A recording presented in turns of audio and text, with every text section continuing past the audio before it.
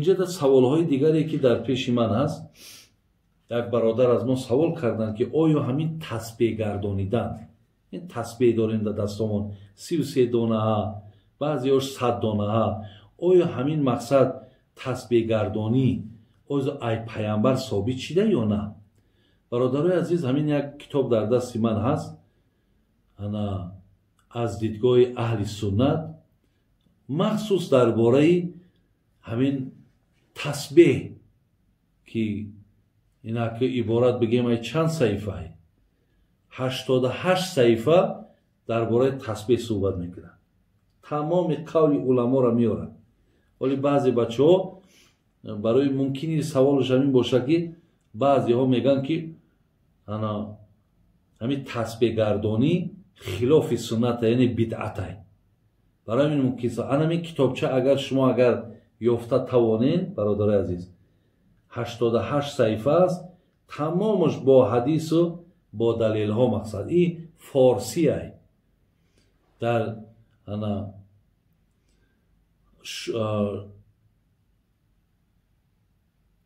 نامش شمارش اذکار بوده. اینجا دا میگد که روش های شمارش اذکار، یعنی چگونه ذکرها را ما حساب کنیم. میگد در کتب حدیث و شرح های آن جهت حساب اذکار ذکرها 5 وسیله ذکر شده است که عبارت است از ذکر با عقود انامیل، یعنی ذکرها را با سر انگشت ها. ولی در خدامان هست که سبحان الله با همین بگیم نرچلیگمان چکار میکنین؟ همین خیلی میگذارین سبحان الله سبحان الله سبحان الله سر انگشت ها ده، یعنی عقود انامیلش انا همین چی هست؟ انا همین با سر انگشت حساب کردنی بگیم انا همون ذکرهامون. یا مثال شد سبحان الله قط میکنیم انگشته، سبحان الله سبحان الله سبحان الله. دوم ذکر با سنگریزه، یعنی در جای تسبیح سنگ داره، ممکن 100 دانه سنگ داره با همون ذکر میکنن.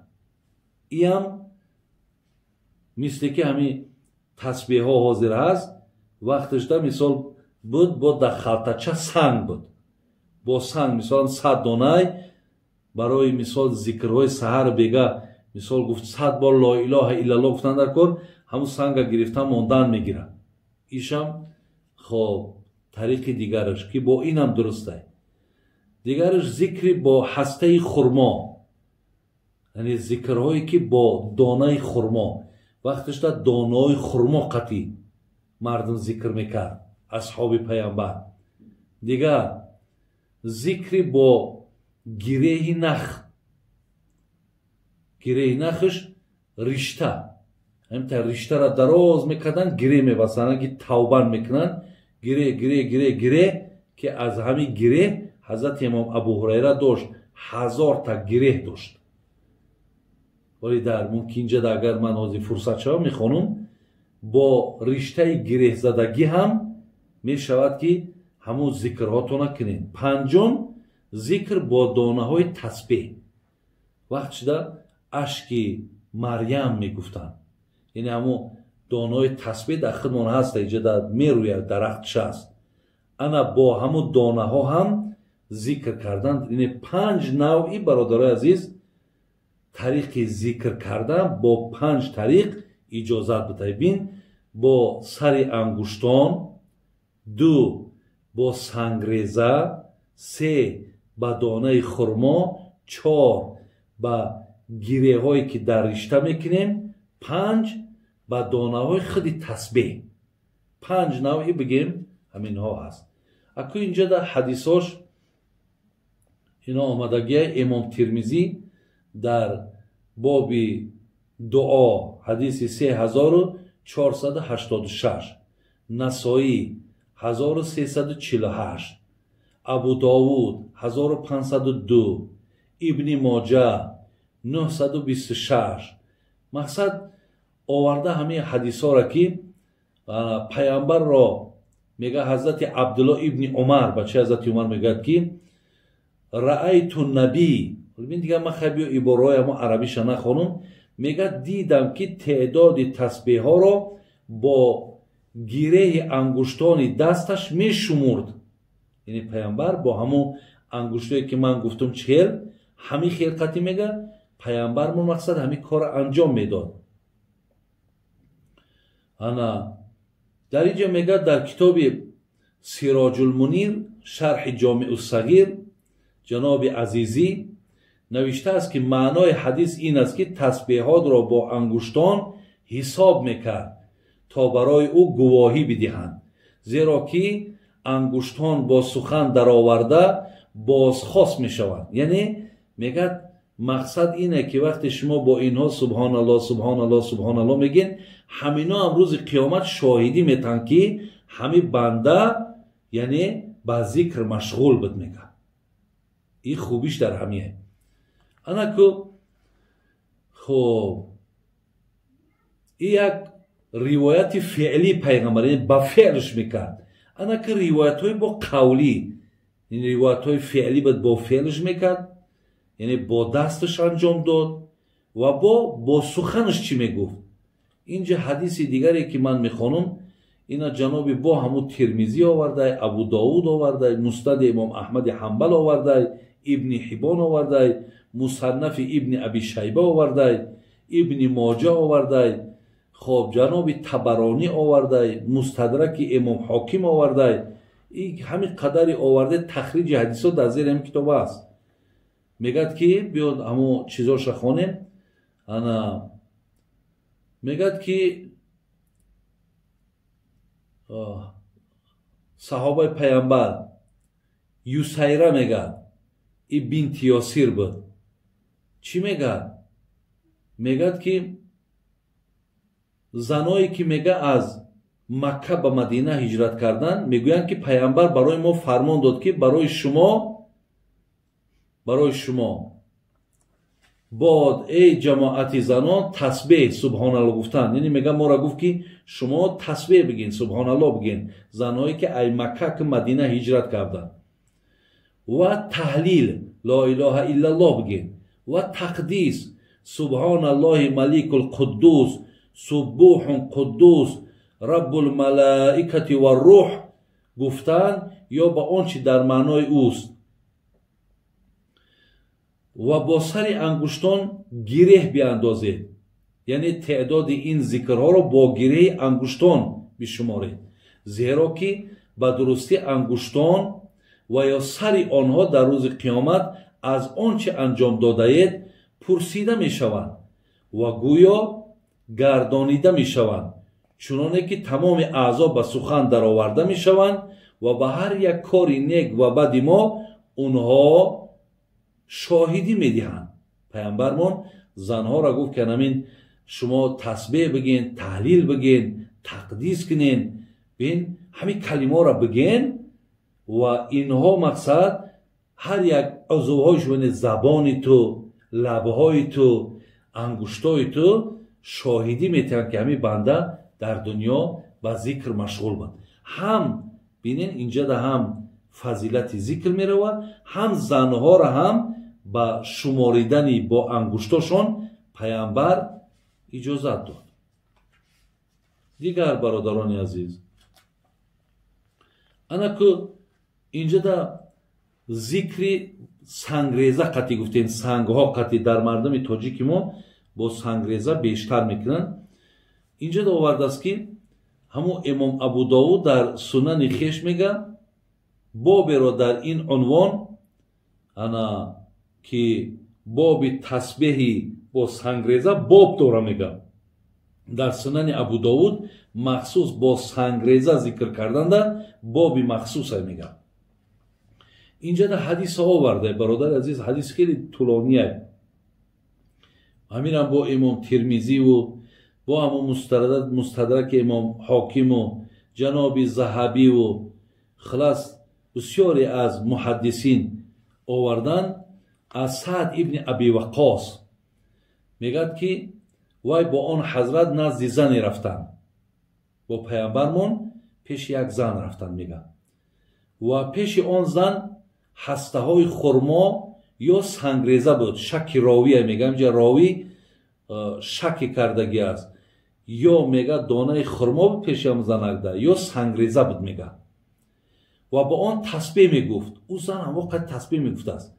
пас паямбар гуфт ки оё хабар надиҳам туро ба чунон зикре ки аз ин барои ту осонтар бошад, бо фазилаттар бошад. баъд паямбар дид ки мақсад ака чӣ хеле ба донаи хурмову санг ҳисоб кардан душворӣ меёра ку. гуфт роҳи осонша ишонат битум. баъд гуфт ки майлаш гуфт.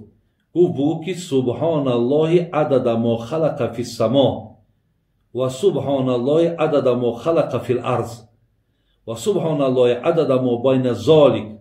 бин яъне бугӯ ки пок аз парвардигор, бин ҳамин покӣ парвардигора мега. бугӯ пок аз парвардигор ба адади чизе ки офаридааст. бузург аст аллоҳ ба адади ҳар чизе ки офаридааст. ака дигаи адад ҳисоб надора ку. яъне та аз яки якта барои ту заҳмат мешава.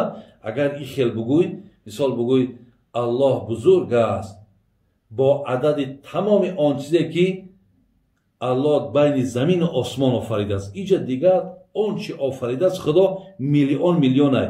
яъне як ҳамун субҳаналлоҳи ту миллион ҳисоб мехӯрад. ин зана бародарои азиз мега паямбар як роҳи осонӣ ишон доду. лекин бубинен мега ки мулло али қори чӣ мега баъд дар шарҳи ҳамин ҳадис. мега ин ҳадис мега саҳеҳ аст мега. ва мега нишон додани паямбар зана ин барои осонӣ кардани кори ҳамун модар буд. лекин дар инҷа нагуфташ ки ин хурмо қати ё донаи хурмо ё ба ин сангреза зикр накард, яъне манъш накард, фақат роҳи осониша ишон дод. ҷаноби али қори гуфтааст. ана ки зикр кардани ҳазрати сафия ин модари мо шумо зани паямбар буд бо ҳастаи хурмо. ана ки инҷадам ҳадисаш ина агар дар пеши ма бозам ҳамин ҷаноби имом тирмизӣ ва ҳамчунон ҳадиса бародарои азиз ҷаноби суютӣ ва бо ҳамун мустадраки имом ҳоким, имом табаронӣ иам оварданд ки мегӯяд ки модармон сафия мега паямбар назди ман ташриф овард, дар ҳоле ки назди манда 4000 хастаи хурмо буд, 4000 донаи хурмо буд ки бо он тасбеҳ мехондам. сипас гуфтам ҳамоно ман бо ин тасбеҳ гуфтам. он ҳазрат гуфт ки оё ман ту ба чунон вирде ёд надиҳам ки савоби он бештар аст. мега гуфтам арз ку. бале э ҳазрат.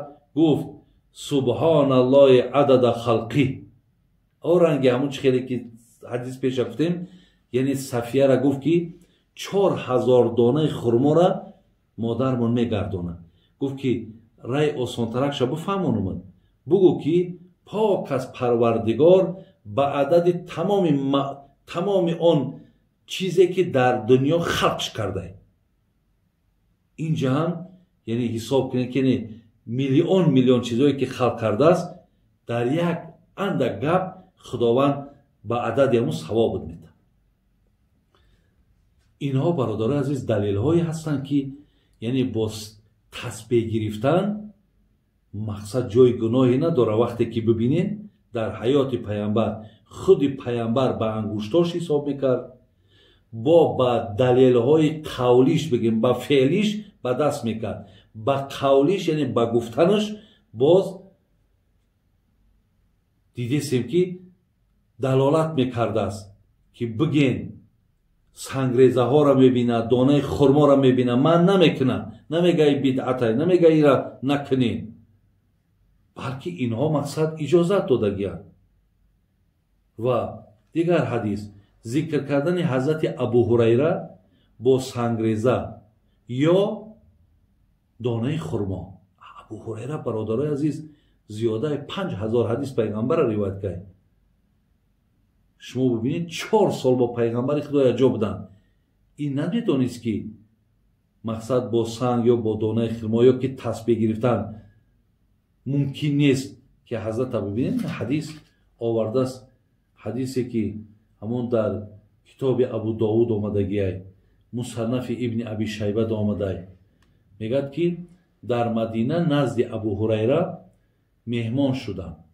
اینا میدونید کی کوی گزیره اینا ابو نظره میگه که من در مدینه نزد ابو هریره مهمان شدم. پس هیچ مردی را از اصحاب پیامبر ندیدم که از ابو هریره در عبادت بیشتر کوشش کنند. یعنی ابو هریره میگه بسیار سر عبادت بود، خب و بسیار مهمان نواز بود. میگه روز من نزد ایشان بودم، ایشان در تخت نشسته بودن، همراه او میگه یک خلطه بود، در آن خلطه میگن سنگریزه یا هسته خرما بود، همون دانه خرما بود و پایین تختش میگه یک کنیز سیاه رنگ میگه شتگی بود. ابو هریره میگه با آن سنگریزه ها یا دانه های خرما میگه تسبیح میگفت، چون میگه همه آنها میگه از کیسه که تمام میشید بعد همون خادم خدمتگارش میگه اگه جمع شون کن، یعنی ذکر میکنه پرفتن میگه برای بعد خادمش میگه که جمع شون کنیم. دیگر برادر عزیز میگه که ابو هریره میگه یک رشته داشت، میگه اینجا حدیثش برادر عزیز آمدگی میگه یک رشته داشت، میگه یک رشته داشت که در آن میگه 2000 گره بود، تا به آن ذکر نمیکرد نمیخوابید. ببینید تا به همون 2000 گره در یک رشته بود، تا همون را هر روز نمیگفت خواب نمیکرد. میگه انا که اینجا نظرهای علامه ابن جوزی اکو در اینجا برادرای عزیز ایرا ببینین چند علما خداوند صاحب کتاب هم مغفرت کنه خیلی مهنت کرد. اینجا نظری ببینین، نظر امام حسن بصری را گرفتن. امام حسن بصری، شیخ ابن حجر اسقلانی، علامه سیوطی، مولا علی قاری، خب انا دیگر مولانا عبدالحی لکنوی، علامه ابن جوزی، علامه ابن انا اینجا در علامه حسکفی، علامه شوکانی، یا ببینید علامه عظیم آبادی، علامه مبارک پوری، شیخ الاسلام ابن تیمیه، ابن عثیمین، یعنی همه همینها برادر عزیز در جایز بودنی همین تسبیح یا جایز بودنی با سنگریزه یا دانه خرما یا گره الله را یاد کردنش اجازت دادن. برای همین شما در این باب یگان شبهه نکنین برادرای عزیز و گرامی. انشاءالله درسته هر کسی که اگر مقصد با این باشد، خدا خواهد اینجا در یک سخن ابن جوزی را خواندم. ابن جوزی میگه همانو تسبیح یعنی همین تسبیح مستحب میگه، با دلیل آن که در حدیث صفیه آمد، حدیث مادرمونه و حدیثایی که با دانه خرما و سنگریزه ذکر شد. انا